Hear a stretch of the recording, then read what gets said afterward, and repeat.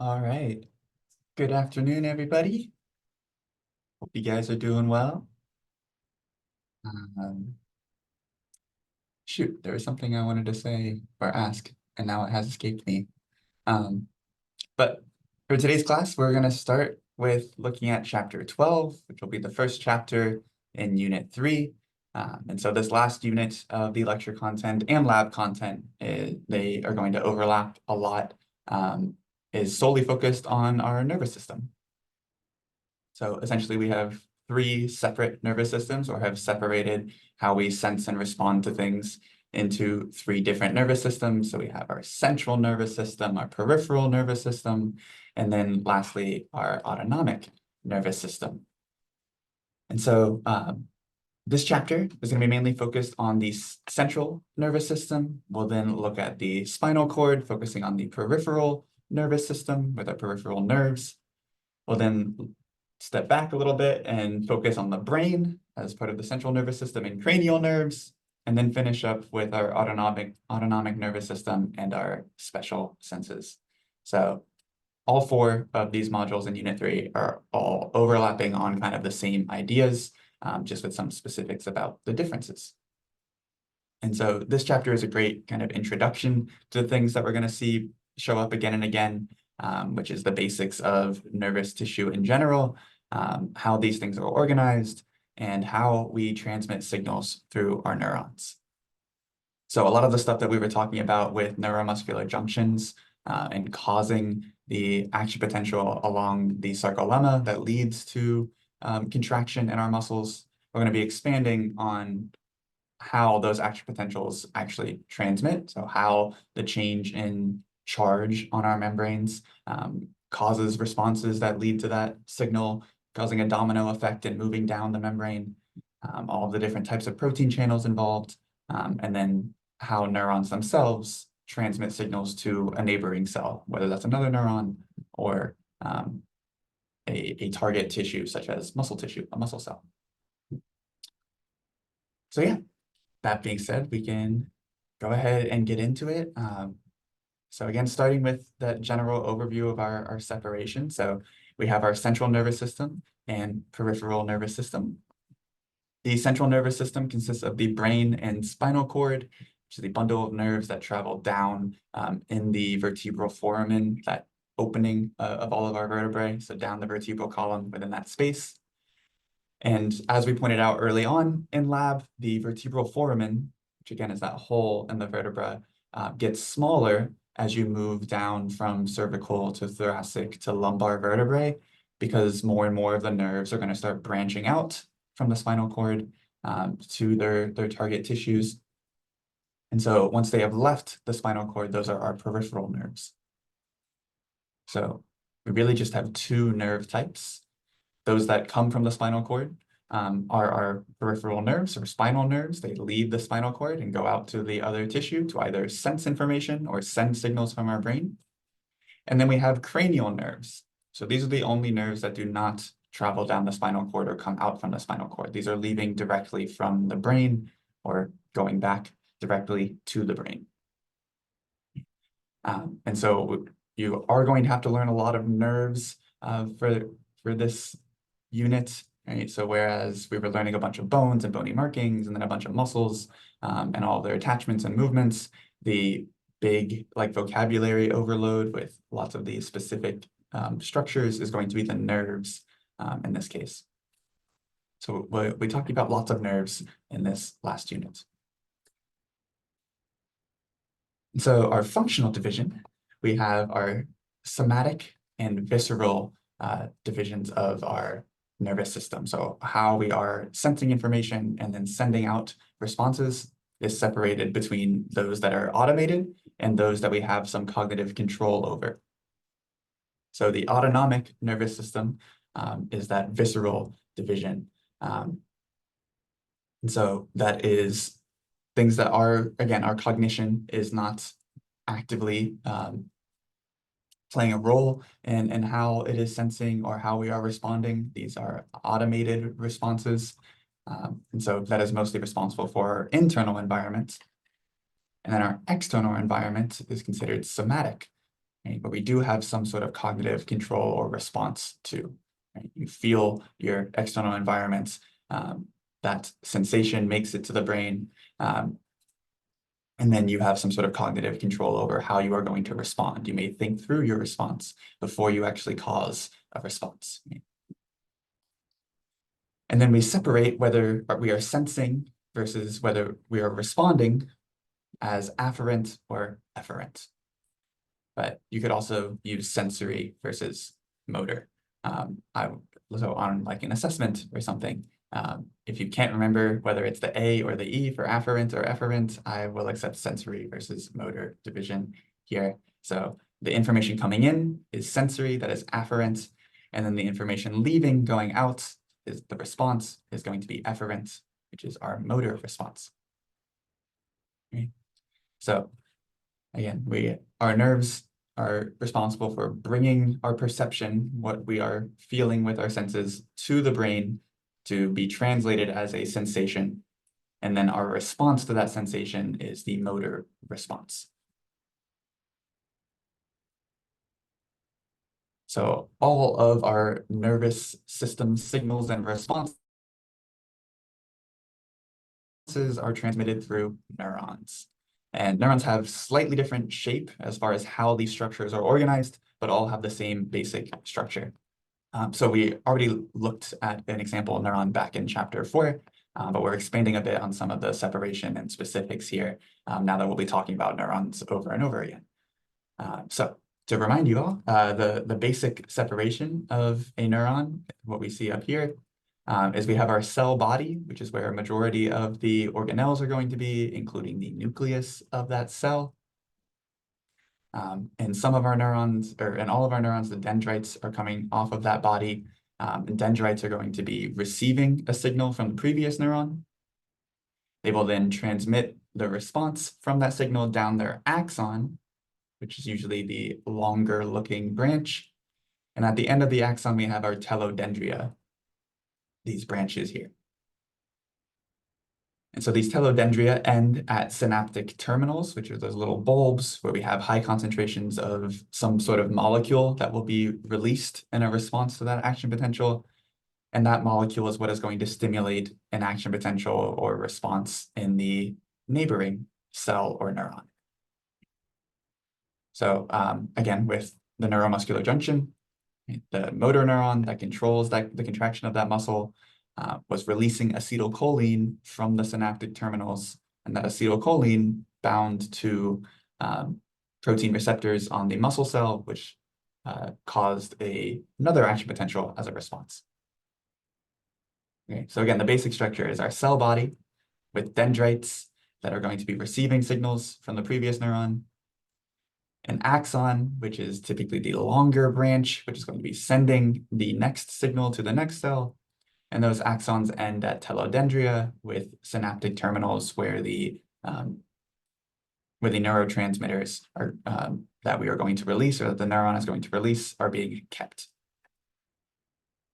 And so a majority of what we're going to be talking about as far as looking at action potentials is going to be related to the axon.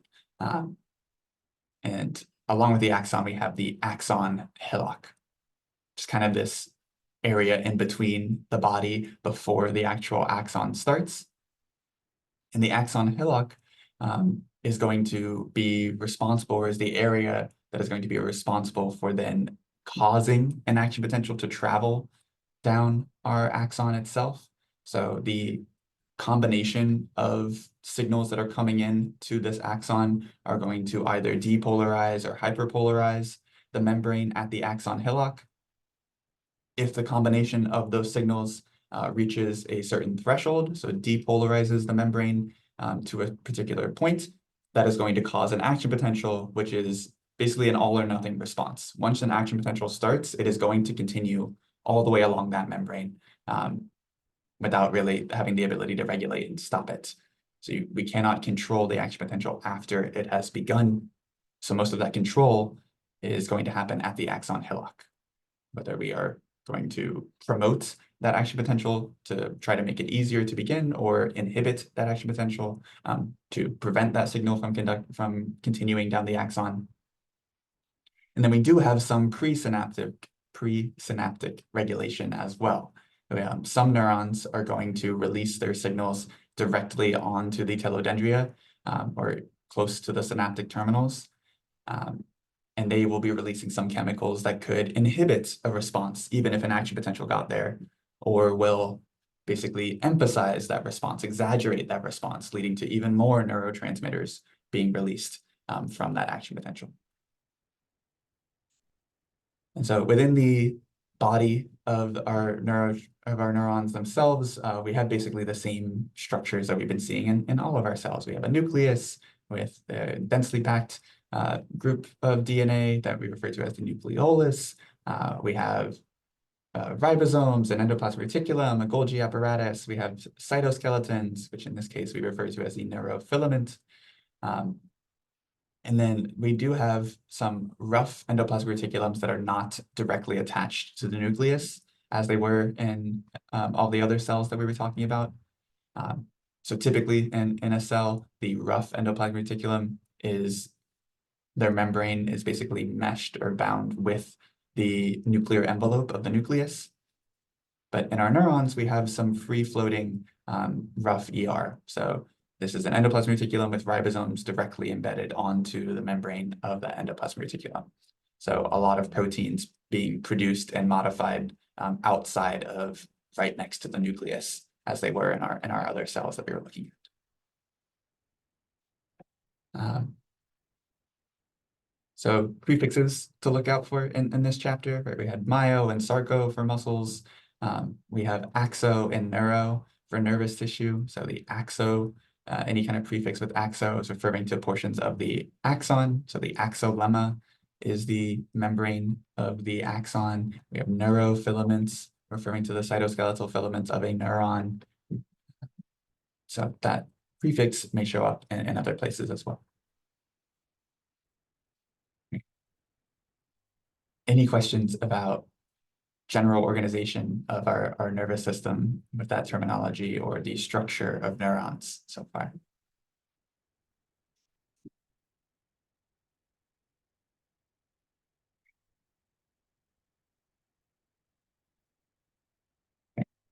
So again, our telodendria end with these bulbous looking synaptic terminals, which is where the signal is going to transmit from one neuron to the next or to the neighboring cell, the postsynaptic cell. And so at that synapse, the synapse is referring to where the neuron meets the next cell that it is going to be signaling. So basically, we're not going to be talking a whole lot, or you won't be assessed on what kinds of organelles exist in the synapse and the synaptic terminals here. But what I want to point out is terminology that you're going to see again and again. So the presynaptic membrane is referring to the membrane of the neuron that is transmitting the signal. The postsynaptic membrane is referring to the neuron or cell that is receiving the signal. And then the synaptic cleft is the space in between them. So they're never completely directly touching. There has to be space in between so that a chemical can be released onto that cell, into this space, and then can be received by that neighboring cell to then cause another response. And so that little tiny space that is in between is the synaptic cleft. And then we're going to be talking a lot about the different neurotransmitters carried in synaptic vesicles. So again, vesicles, which we haven't talked about since very early on in the class a whole lot. Vesicles are basically just tiny little cellular vehicles. So they are just space completely surrounded by a plasma membrane or by a membrane. So the same phospholipid bilayer. And they are typically carrying a group of proteins or something throughout a cell. In this case, they're going to be groups of proteins. And the proteins that get released from a neuron that transmit a signal onto its neighboring cell are called neurotransmitters. So coming from a neuron and transmitting the signal from that neuron. So neurotransmitters.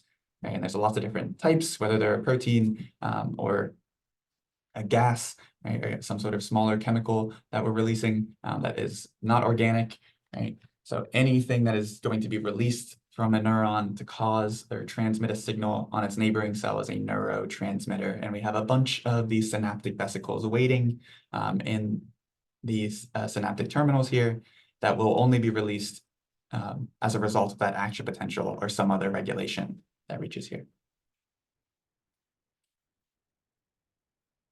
In our nervous system, we have a few different types of neurons.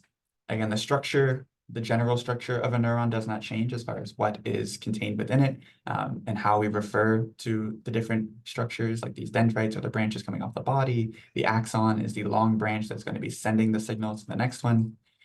But we can organize those things a bit differently. So our least common, the rarest version of a neuron are these anaxonic and bipolar neurons. So you can see this anaxonic neuron does not have an axon. It's simply there to receive signals.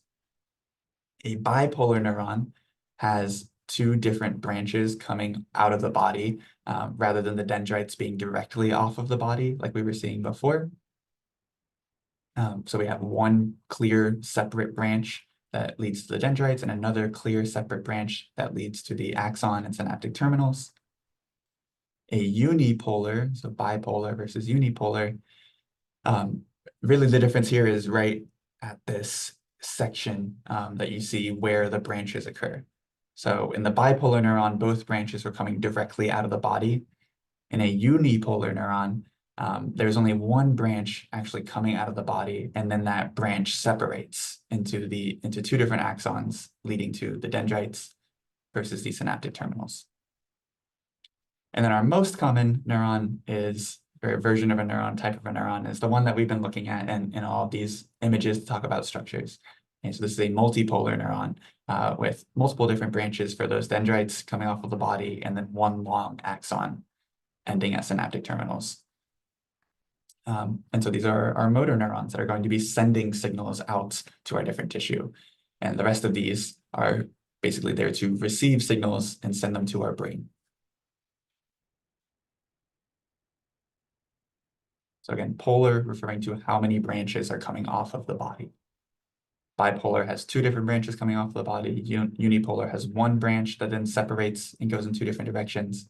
And then multipolar has a bunch of branches for those dendrites and one long branch for the axon. And so although we have neurons in all of our different nervous systems that are responsible for the transmitting and receiving of these signals, we have lots of different cell types that are there as support for those neurons. So we have in our central nervous system, we have astrocytes, oligodendrocytes, microglia, and ependymal cells. And then for our peripheral nervous system, we just have two, and we're really only talking about one of those two in detail in this chapter, which are the Schwann cells as well as satellite cells. So in our central nervous system, the astrocytes are there to maintain and create what we refer to as the blood-brain barrier, which is controlling what is able to diffuse from our circulatory system into our neurons, into our nerves. That is the blood-brain barrier. They also are there to clean up any excess neurotransmitters that are not going to be used or after the signal has stopped being transducted. They're responsible for a lot of the homeostasis of these cells. So these are like the moderators there, keeping everything intact and making sure everything's going okay. Oligodendrocytes are here to speed everything up. So oligodendrocytes are responsible for myelination. And you're going to see this term show up a lot, myelin and myelination. Myelin is basically like a fatty covering over our neurons that prevents any diffusion wherever that myelin is. And I guess this will make more sense as we talk more about action potentials and the details of it. But having that myelin covering the membrane of our axons, preventing diffusion, is going to make sure that any kind of change in the membrane potential, such as an action potential that started in one node, is going to completely diffuse and be carried to the next node. So it prevents these ions from moving back out of the neuron after an action potential has started, making that signal move from one node to the next and basically speeding it up. And so oligodendrocytes are responsible for myelinating the neurons of our central nervous system. They can myelinate multiple neurons or just one. They're typically responsible for a variety of neurons in a particular space. So we have an oligodendrocyte here, an oligodendrocyte here. You can see this one myelinating multiple neurons in this space. The next cell type in our nervous tissue is our microglia. These are basically the macrophages of the nervous system. Right? We have a separation between our circulatory system and our nervous system from that blood-brain barrier. So we don't have the same immune cells traveling throughout our brain to clean up messes and to destroy invaders. So the macrophages in our nervous tissue are called microglia. And then lastly, we have ependymal cells. These are specialized cells there to help with lining the ventricles and making cerebrospinal fluid, which we'll talk more about in the next chapter. But these ones have the largest jobs as far as strictly with nervous tissue. Yeah, astrocytes being kind of the moderators and cleanup crew, oligodendrocytes making certain signals travel faster. Some of our neuron pathways are going to have more myelination than others. Thus, those signals will have an easier time transmitting and will transmit more often. And then microglia, there as protection. In our peripheral nervous system, the two glial cells that we're talking about, these support cells, have very similar functions. We just don't have as much separation. So whereas we had oligodendrocytes for myelination in the central nervous system, in our peripheral nervous system, we have different cell types called Schwann cells that are there for myelination. And so some Schwann cells are myelinating multiple axons at once, like what you see here. Okay, we have a Schwann cell with a bunch of axons traveling all around it, basically. So the myelination from that Schwann cell is surrounding all of those axons. And although these are technically myelinated, we refer to these as unmyelinated axons because there is less control and specification. So they're still slower than a myelinated axon here, which has basically one Schwann cell to that axon. So a lot more efficient myelination, basically a lot more efficient transduction of that signal because we have one cell responsible for that one neuron rather than a single Schwann cell responsible for moderating multiple neurons. So again, a myelinated axon is one Schwann cell with one neuron or axon that is responsible for. Unmyelinated axons technically do have some tiny bit of myelination, but we have one Schwann cell responsible for multiple axons there.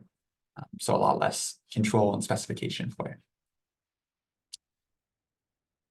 And then, like I said, there is a second type of glial cell in our peripheral nervous system, the satellite cells, which are basically the moderators like the astrocytes were. They have they have very similar roles to astrocytes. We're not looking at a slide or an image of them because there's not much of a difference. Whereas with these Schwann cells, right, we have that multiple neurons surrounding the Schwann cell instead of an oligodendrocyte just myelinating multiple neurons with its nucleus being separate. So just a slightly different look to how they're doing the same job. Okay. When we move on to the spinal cord, we're going to be looking at gray matter versus white matter and how signals come in versus how signals are sent out a lot. And so I wanted to introduce what that difference is. Basically, gray matter are the bodies of your neurons, and white matter are the axons of your neurons. So in spaces where there's lots of white matter, a lot of signals are being sent out. And in spaces where there's lots of gray matter, a lot of signals are being received. And yeah, that's basically all you need from here for now. We'll look much more about like where sensory information is traveling in the structure of our vertebral body versus where motor information is being sent out on the spinal cord. But for right now, just showing the general areas where we have gray matter, which is the darker color here, versus where we have white matter, our axons. Okay. And so the rest of this chapter, just double checking, making sure. Yeah. The rest of this PowerPoint and the rest of this chapter is going to be talking about a lot about action potentials. So we introduced the idea of what a membrane potential is, and I'll go back over that. But we're gonna, along with the transmission of signals or the whole way that signals are being transmitted has a lot to do, or is moderated and controlled by the membrane proteins. So we have to talk about the different types of membrane proteins that we're gonna see come up again and again, and then we'll revisit what a membrane potential is, what an action potential is, and go into more detail about it. So we have three different types of membrane proteins that are going to be responsible for controlling transport across membranes. And these different types are going to show up in multiple places, depending on the type of signal and depending on the type of response. And a lot of the time we have two or maybe even all three of these interacting together, involved in just one process. So our first type of ion channels, membrane proteins controlling this movement, are chemically regulated or often called ligand-gated channels. So this chemically regulated channel is responding to a ligand, a signal that is going to bond with that protein and cause this channel to open. So the acetylcholine channel that we were looking at in on the sarcolemma of our muscle cells, this is a ligand-gated or chemically regulated channel. When acetylcholine binds with that protein, the protein changes shape, and that leaves space now for an ion to diffuse through it. So in the case of acetylcholine, that was sodium. Acetylcholine bound with the proteins, they change shape, creating this space that now allows sodium to rush into the cell and depolarize it, change the membrane potential. We then have voltage-gated or voltage-regulated channels, which are responding to changes in the membrane potential. So when charge is changing in the internal environment of the cell, that can activate or deactivate different types of voltage-regulated channels. So some of them are going to open at a more negative charge or open at a more positive charge, and then some of them are going to close, depending on the voltage, so the membrane potential here. And so typically we're going to have a ligand-gated channel like acetylcholine that is going to be activated, allowing for the movement of ions to diffuse into or out of the cell. Ions carry a charge, so when they're moving in large concentrations, that's going to have a significant change on the general charge of that space, and that's going to cause a voltage-regulated channel to respond. And that's going to continue like a domino effect, basically, as that action potential travels down a membrane. And so these two are going to be showing up most commonly in what we're talking about. And then the rarest of these gated ion channels that we'll talk about are mechanically regulated channels. So these respond to mechanical pressure on the membrane of that cell itself, right? So you can see a pressure being applied to the actual membrane of the cell, and that just separates the proteins, interrupts the interaction or bond that was holding that gate closed, and now ions can travel through that gate. And once the pressure is removed, they'll go back to associating with each other, and now this gate is closed. So since this is a particularly important concept for the rest of this chapter, I want to do a quick fist to 5 on how you guys are feeling about these different types of ion channels. So understanding a chemically regulated, voltage regulated, and mechanically regulated channel.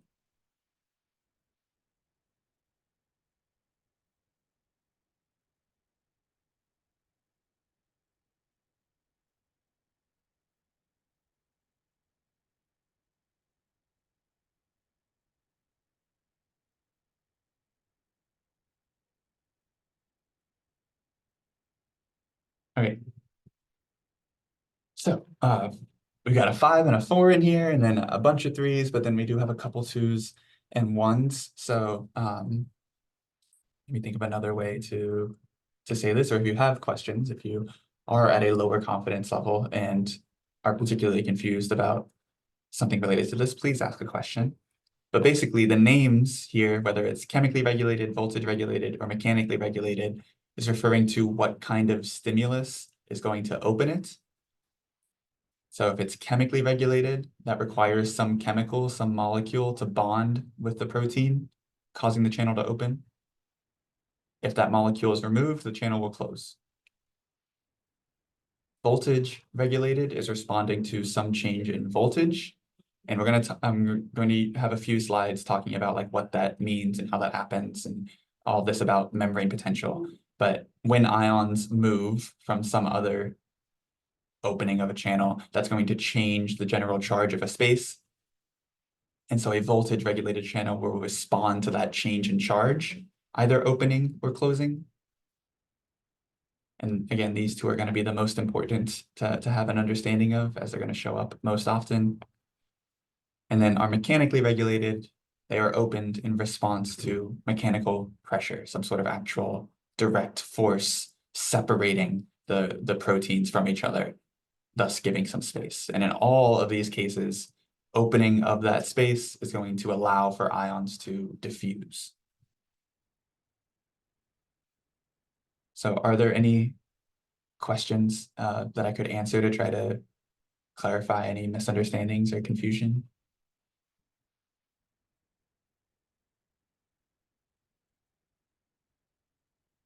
Okay. Well, if you are at that 3 or below, hopefully seeing it show up in other examples will help it make more sense too. So these all are going to play a role in our signal transduction, which all basically comes down to these changes in membrane potential. Again, typically to cause a signal to move from one cell to another, a chemically regulated channel is going to be opened, which is going to then stimulate a lot of voltage regulated channels as a response. And so this is all related to manipulating membrane potential or regulating membrane potential.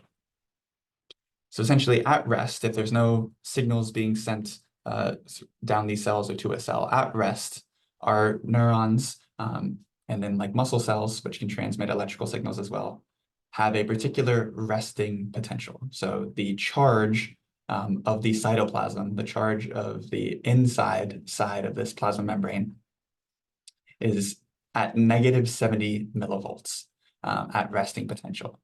So there are more negatively charged ions and molecules inside the space of the cell than there are positively charged ions and molecules, at least compared to outside of the cell. So typically the extracellular space of a cell is more positively charged, and the internal space of a cell is more negatively charged, with a negative 70 millivolt difference. Voltage is just a measurement of electrical charge. And so this is a negative 70 millivolt difference at rest. And that's due to the presence of charged ions and charged molecules in that space. And we talked about the major extracellular and intracellular ions, right? So in most of our cells and most of our spaces, there is a higher concentration of sodium and chlorine outside of the cell, or sorry, sodium and calcium and chlorine outside of the cell. And then inside the cell, there's a higher concentration of potassium, phosphate, and then proteins that all contribute to the charge of that internal space. And so on this slide, we're looking at the electrochemical gradient for these two major ions that we're going to be talking about a lot when looking at neurons and transmitting electrical signals, which are potassium and sodium. And again, we have a higher concentration of potassium inside the cell, a higher concentration of sodium outside the cell. And so at rest, if this was simply, if the movement of these ions, the diffusion of these ions was simply controlled by concentration, then obviously potassium would want to spread out from where there's a lot of it to where there's less of it. That's the whole driving force of diffusion. Right? If we have a bunch of molecules packed together in a small space, they're going to, the natural kinetic energy of those molecules is going to cause them to push off of each other until they spread out into some other space. However, since we have charge to consider, since these are ions and they carry a charge with them, that voltage, that charge, is going to change that force. So we have the combination of concentration and electrical charge playing a role in where these ions are being pushed, where they naturally want to diffuse.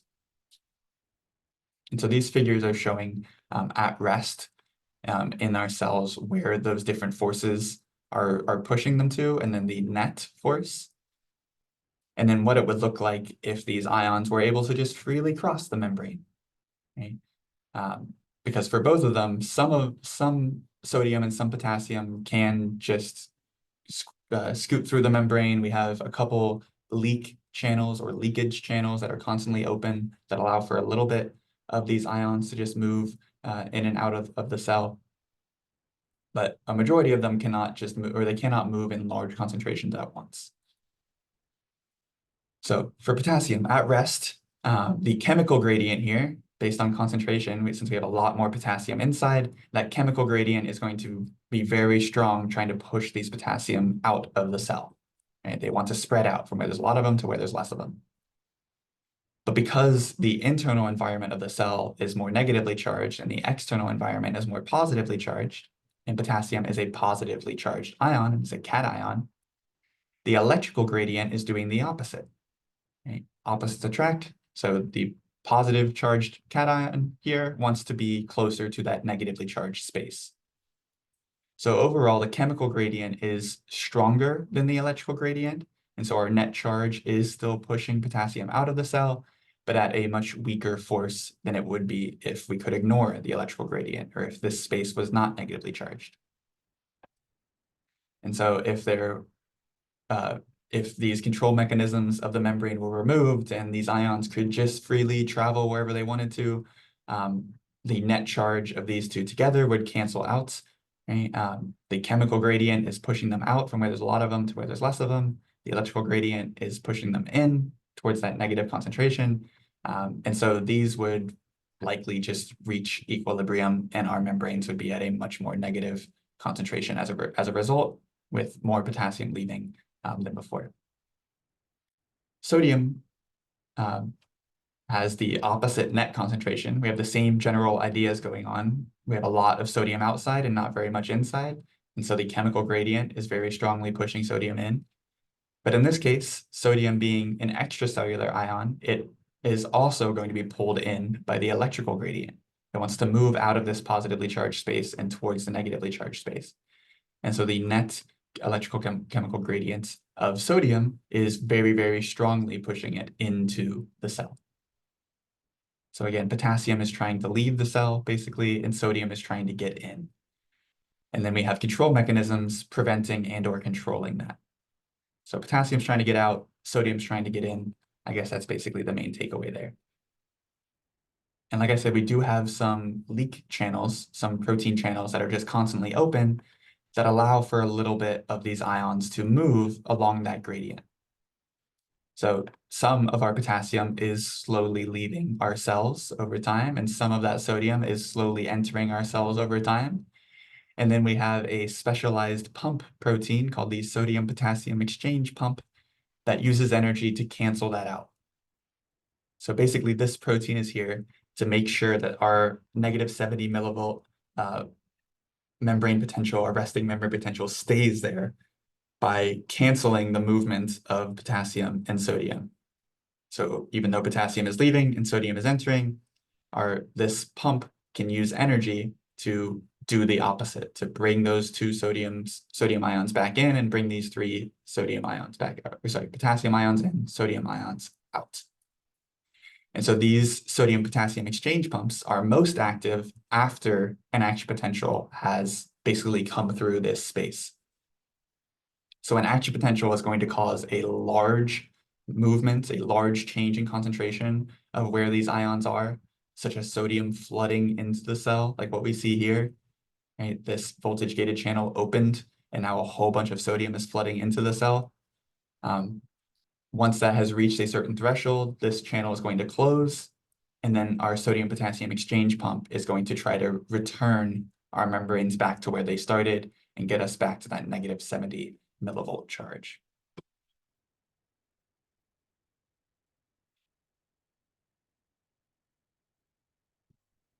Trying to think of the right question to ask here. There's a few concepts wrapped up here, right? Understanding chemical gradient, understanding electrical gradient, understanding that those two things can combine to produce our electrochemical gradient, which is what is actually going to be the force applied to these ions. And then lastly, recognizing that if they can move, they will move through these leak channels. And then we have a specialized pump that will use energy to fight that movement, basically moving them back to where they don't want to be against their combined electrochemical gradient. So the pump is going to move potassium back into the cell, even though potassium is being driven out. And it's going to move sodium back out of the cell, even though sodium is being driven in. So do you guys have any questions that I could use to try to talk about this in any other way?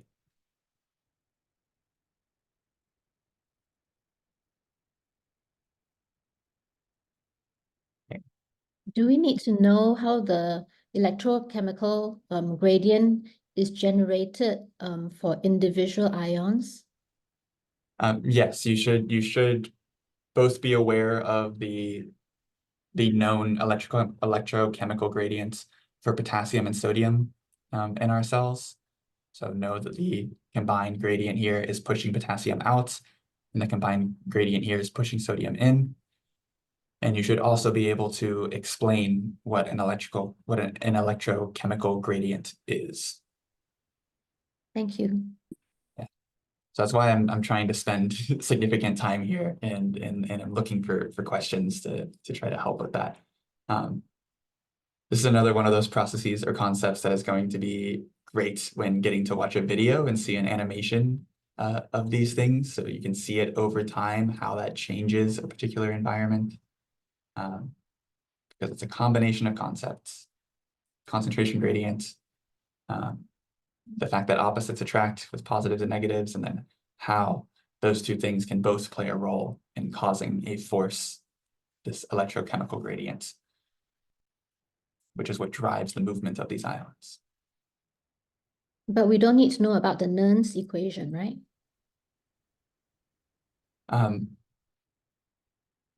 Yeah, we are going to talk about that a little bit. I don't think you're going to see a question asking you to calculate it. So Constance is asking about the Nernst equation, the Nernst formula. There are videos in this module talking about it and describing it, but those are more there, again, to help with the concept of the combination of these two forces. There may be a quiz question talking about it, but you won't see it on an exam.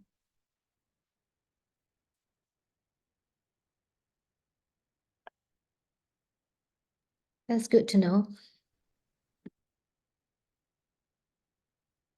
Okay.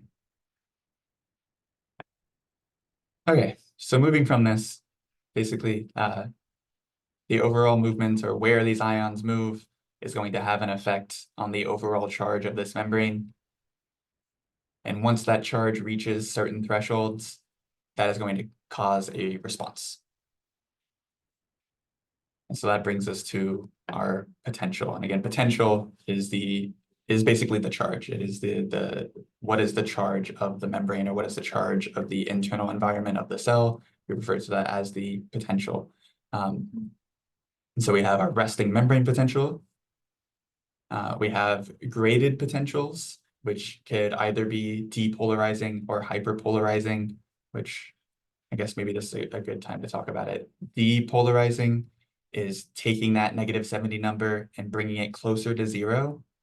So making it more positive. So when we're talking about depolarizing, we're making the internal charge of our membrane, of our cells, more positive. So if sodium rushes into the cell, that's going to make this internal environment more positively charged, bringing it from -70 to a much higher charge. So that is depolarization. Hyperpolarization is the opposite. Hyperpolarization would be bringing that charge more negative. And that terminology is going to be used over and over again. So typically, an action potential starts with depolarization. We have this threshold at negative 60 millivolts. And if the internal charge of our cells reaches negative 60 millivolts, or of our neurons specifically, reaches negative 60 millivolts, that is going to stimulate an action potential, which is a chain reaction of these voltage regulated channels opening. So you can see that in the image here. At rest at negative 70, this gate is closed. Once it depolarizes to negative 60, these gates open. And so more ions are going to flood in and spread out from each other. And so another voltage gated channel further down the membrane is going to respond in the same way. And so more ions will open and or more channels will open, more ions will flood in, and they will spread onto the next one. And so it causes a domino effect at that charge once these channels start to open. But once they have depolarized the membrane to another threshold, to plus 30, those gates will close, a different ion channel will open, and that will start the process of returning back to that negative 70. So depolarization is making the charge more positive, hyperpolarization is making the charge more negative. And so the combination of signals that are being sent to the membrane of a neuron, the overall change in charge of all those signals together is the graded potential. So before an action potential can start, basically at the axon hillock, the combination of those responses is going to be graded, it's going to sum together. And if the sum of that potential reaches that threshold of negative 60, an action potential will start. And again, an action potential is all or nothing. So once it's reached that negative 60 threshold, it's depolarized up to negative 60 millivolts. The potential is going to shoot down the membrane of our axon. So down the axolemma, causing the release of some neurotransmitter at the synapse.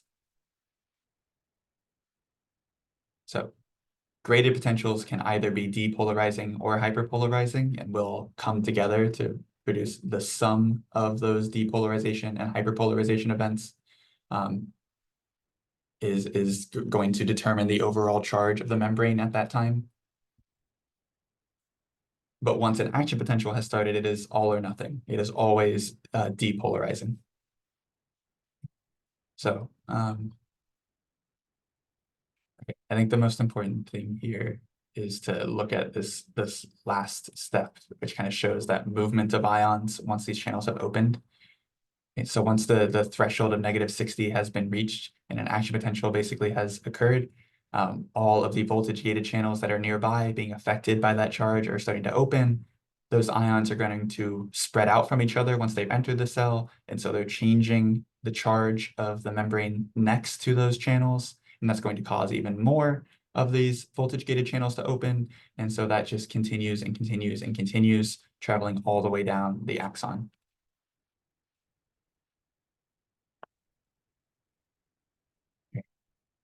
So graded potentials can either be depolarizing or hyperpolarizing. And it is the combination of these, they add on to each other to eventually either reach an action potential or not. If they reach that negative 60 threshold, an action potential starts. If they don't, then an action potential does not occur. And that is referred to as summation. So graded potentials are summed, they are added together.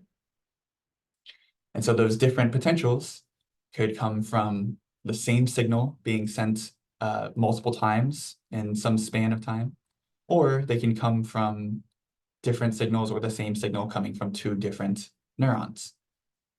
And so we could either have temporal summation, which is from that stimulus over time, so the same neurons sending a signal multiple times, or they can be spatial, meaning that multiple neurons are sending a signal within the same space onto the same neuron. So here we have, in this example of temporal summation, we have the first stimulus and then the second stimulus. So with just the first stimulus, it did not fully depolarize to reach that threshold and action potential did not start. But the second stimulus allowed for even more ions to flood in, reaching that threshold. And so then an action potential propagated, it started and is traveling down the axon. So this required that signal to be sent twice. It had to sum together over time. With spatial summation, right, we have two different neurons transmitting that signal onto this one axon hillock, and it is the combination of those two signals together that reach the threshold and cause an action potential to start. So the summation of our graded potentials can either be temporal or spatial.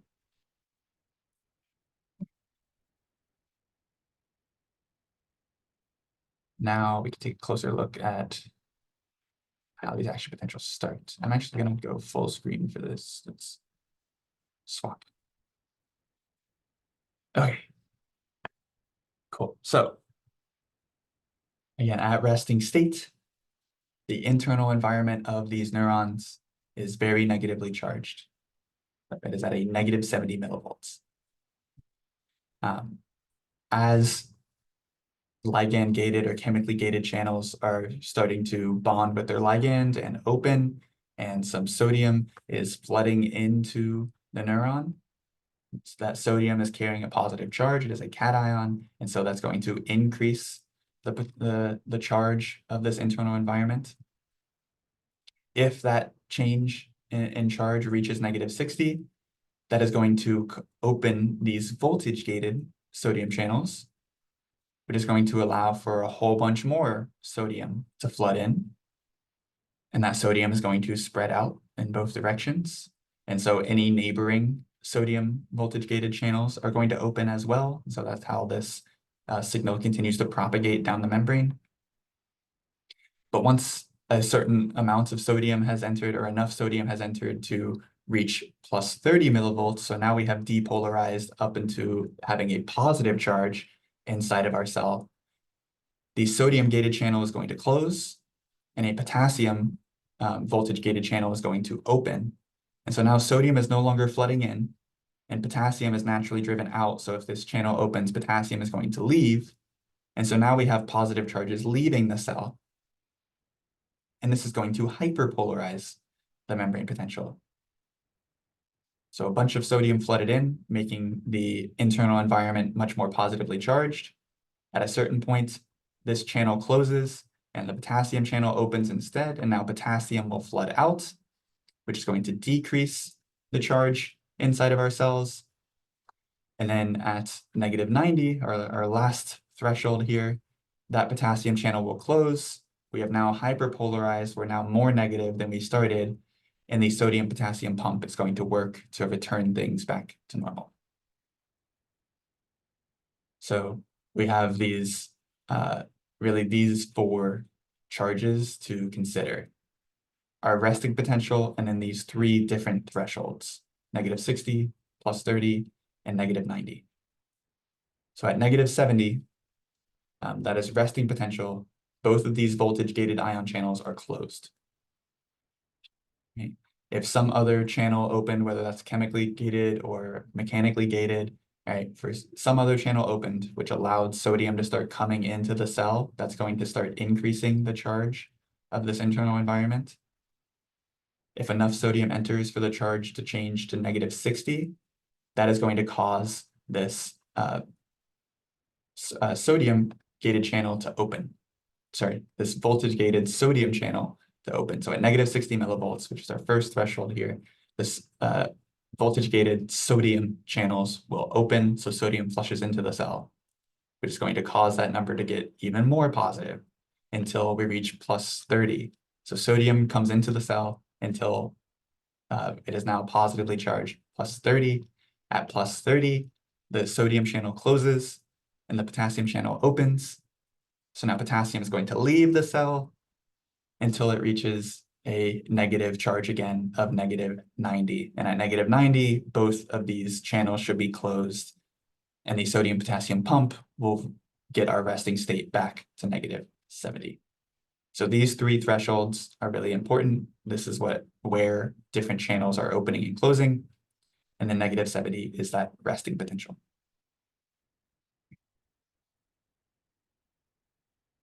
Okay. And that's all described in these two slides. So these are just reference slides for you. And then the rest of this is kind of looking at other types of regulation for that action potential. So once this action potential has started and it is traveling down the axon, we have some things to keep in mind. Right? So that myelin that we referred to earlier, right? This covering of the membrane of the axon here, that is going to ensure that all the sodium basically that flooded into the cell at those voltage gated sodium channels, that sodium is not going to be able to just simply diffuse or accidentally diffuse out of the membrane. It is going to carry that change in potential all the way down to the next node. That's going to open more channels and carry that charge all the way down to the next node, et cetera, et cetera, et cetera, et cetera. And this is referred to as saltatory propagation.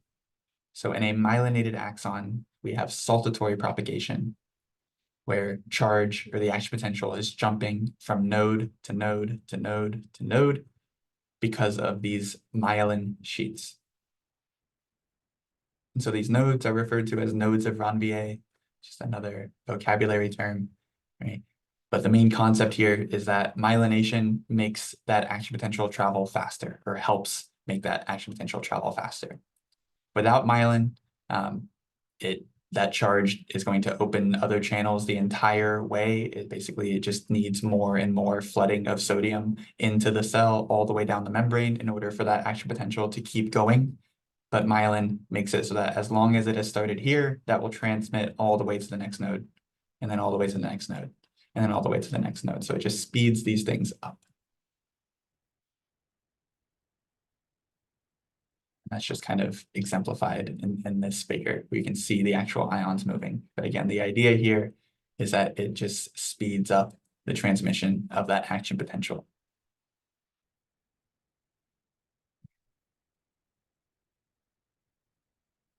So now, bringing all this new knowledge back to the example of a neuron transmitting a signal to a target tissue, or neuromuscular junctions, we can see how that plays out. So the action potential from this presynaptic neuron comes all the way to the synaptic knob, to the presynaptic membrane here. That action potential is going to open voltage-gated calcium channels on that neuron. So this action potential here is not only opening sodium-gated channels and then potassium, or sodium channels and potassium channels, but at the terminal, we have calcium channels here that are voltage-gated. And so when that action potential reaches the cleft, those calcium channels open, calcium rushes into the cell, which is going to stimulate the release of the neurotransmitter acetylcholine. Acetylcholine is then going to bind with these chemically regulated sodium channels on the muscle cell. So those channels open, sodium rushes into the muscle cell, causing an action potential on that muscle, on the sarcolemma, and that action potential is going to travel all the way down until that causes the opening of more calcium channels on the sarcoplasmic reticulum.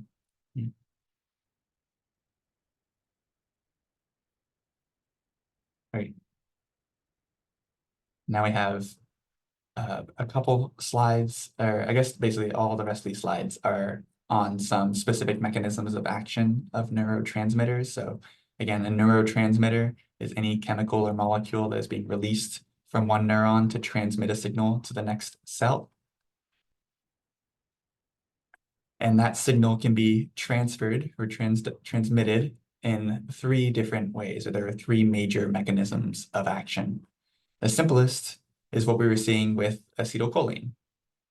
Acetylcholine binds with a protein that causes the protein to change shape, and that opened up a channel allowing for sodium to rush in. So quite simple. The molecule binds with the protein opens, and now ions can flood through that space that has become available. But there are two other mechanisms of action that neurotransmitters can cause.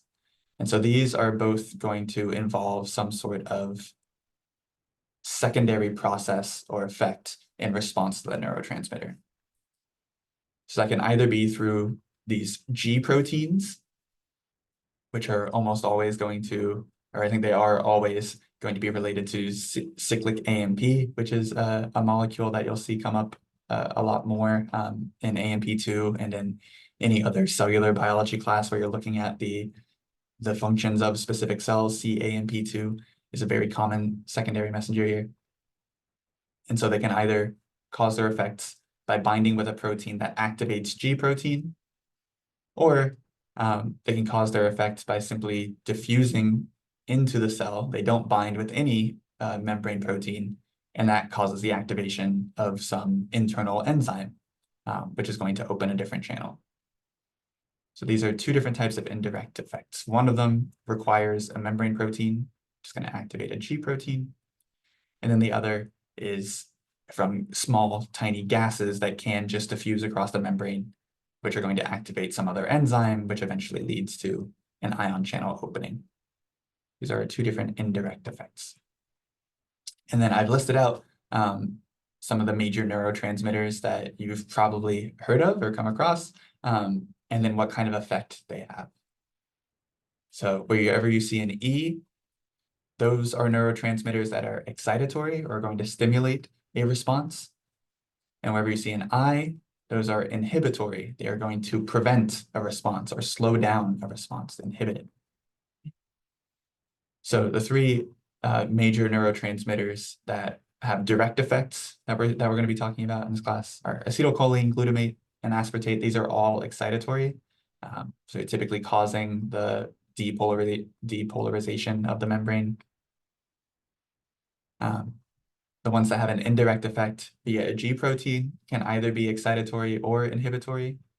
So we have epinephrine and norepinephrine, which are excitatory. Dopamine can either have a positive or negative response on that cell. GABA and histamine are both inhibitory. Serotonin is excitatory. And then both of our main examples for being indirect by activating enzymes, which are nitric oxide, carbon monoxide, these are both inhibitory. So preventing some sort of function or response in the cell that it is reacting in. And so similar to how we were looking at graded responses being either depolarizing or hyperpolarizing, we can refer to the sum of these responses, so the combination of these neurotransmitters and what kind of effect they're having on that cell, as either being excitatory, or causing an excitatory postsynaptic potential, or inhibitory postsynaptic potential. And it is the sum of those things, just like with a graded potential, that is going to determine whether something happens. Okay. So these are our mechanisms of action. And then our last few slides here are on presynaptic regulation. So even though, as I pointed out, after the sum of these graded potentials leads to an action potential, that action potential is all or nothing. Once it starts, it is going to travel down the cell, or travel down the axon of the neuron. And so logically, that would make us conclude that anytime an action potential starts, the response, so whatever neurotransmitter is waiting in these synaptic terminals, that those are always going to be released. If an action potential always transmits after it has started, then neurotransmitter should always be released. That is not necessarily the case, because some of our neurons are going to be acting directly onto the synaptic terminals. Right? So in both of these examples here, we have a synaptic terminal releasing neurotransmitters onto a different synaptic terminal. So these aren't affecting the cell directly, the neighboring cell, the target cell. Rather, they are releasing something that is going to regulate this neuron signal, either preventing or helping the release of neurotransmitters. So we have some control at the ends of our axons that allows for more regulation. Since those action potentials are all or nothing, we can do other types of control to either inhibit or assist in that action potential signal, basically. So presynaptic regulation is always referring to that regulation at the synaptic terminal of a different neuron. And so if that regulation is inhibitory, it's basically going to block the release of the neurotransmitter. So even if the action potential made it all the way to the synaptic terminal, an inhibitory regulator is going to stop those neurotransmitters from actually being released, even in the presence of that action potential. And then we have some facilitators, where which are basically being released to enhance the response. So the action potential gets to the synaptic terminal, and a certain amount of neurotransmitters are going to be able to be released from that action potential. This facilitator is going to cause even more of those neurotransmitters to be released than there would have been released if they weren't there, basically. So some of these inhibitory neurotransmitters like GABA here and serotonin is the other example, are acting as those regulators. So GABA here is going to basically inactivate the calcium channels that should have opened once the action potential arrived. They bind with the calcium channel, or sorry, they cause a secondary response, right? They are a G protein activator. Both of these are. So GABA and serotonin here are going to bond with some separate receptor. It's going to activate the G protein and cause it to actually close the channel that would have normally been opened. Serotonin is going to do the opposite. It's going to bind with a protein, activate the G protein, and keep those calcium channels open so that more of the neurotransmitter is being released. So GABA is released, activates a G protein, which closes these calcium channels, and so less of that neurotransmitter that normally would have been released are released. So there is less of an effect on that post-synaptic membrane, on that target cell. And that is inhibition. It prevented the normal response that would have happened. A facilitator, like serotonin, is excitatory, so it's going to cause more of this response. It is going to help keep these calcium channels open even after they normally would have closed at a particular threshold. And so even more of the neurotransmitter that was supposed to be released is going to be released. And so there's going to be an even greater effect on that postsynaptic membrane, on that target cell. And that covers all the major concepts from this chapter. So, like I said earlier, in this unit, videos and animations are going to be a great help, or at least I strongly suggest, and I think most students also find that having an animation showing the step-by-step process of what is happening to cause the next thing is really, really helpful, rather than trying to follow step-by-step images like this with just a picture. Getting to see these things flow and move is going to be really important for building that understanding, recognizing the flow of these processes. So please check out the suggested videos, or see if any of your favorite creators that talk about this stuff have videos on it. Crash Course, of course, is one of my favorites and think they do a great job, but they don't get into necessarily all the nitty-gritty details. So I tried to provide a lot of videos in this chapter. So please check those out. Do you guys have any questions at this moment, or any topics from today's lecture that you would like me to review?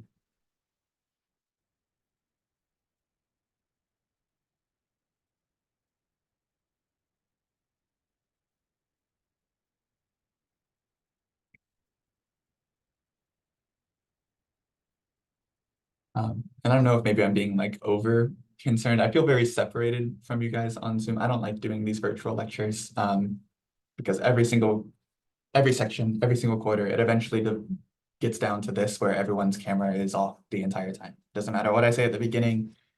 It doesn't feel fair for me to make a policy that is going to affect your grade based on being on video, so I don't do that. But it does always end up like this, where I feel very separated from you guys, and I have no way of monitoring on a regular basis like how you're doing with it, besides those like fist to five things. So maybe you guys are doing better with this than I'm feeling like right now, but without getting to see your faces, I just know that this is a lot of content. It's a lot of stuff. So do what you can to help assist with that learning, and point me in a direction if there's something I can do to assist with that learning. Okay. So if there aren't any questions for me, then of course you guys are free to go. I hope you have a great rest of your day, and I will see you on Monday for the muscle exam. Yeah, it's kind of challenging, but it's okay. We need more time to study for it, I guess. Well, thanks, Lisa. Yeah, I get that.